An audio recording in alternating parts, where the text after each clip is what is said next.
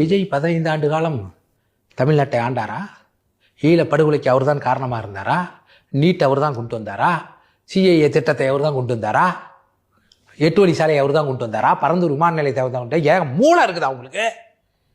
எங்கள் பசங்களை எங்கே கொண்டு போய் நிறுத்துறீங்க நீங்கள்?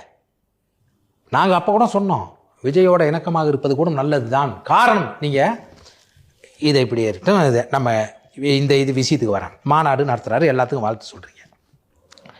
அவர் நினச்சிருந்தா அவர் படத்தையே மட்டும் வச்சிருக்கலாம். நிச்சயமா. அப்போ நான் ஒரு ட்வீட் போடுறேன். என்னன்னா, நான் நினச்சிருந்தா அவர் வாழ்த்துக்கள் போடுறேன். ஏன்னா எனக்கு பழக்கம் தெரியும்.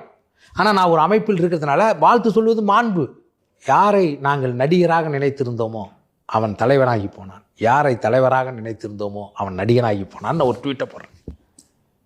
இதை ஐயா காசி ஆனந்தனுடைய கவிதை. காரணம் என்னென்னா, நாங்கள் நடிகர்னு எம்ஜிஆரை நினச்சோம், அவன் தலைவனாகி ஈழத்துக்கு அள்ளி அள்ளி கொடுத்தா. கரெக்ட். நாங்கள் கலைஞரை தலைவர்னு நினச்சோம், அவர் தலைவர் போல நடிகர்கிட்ட நடிக்கிறாரு அப்படின்னு நான் போடுறேன். உடனே அது நீ எப்படி போடலாம்?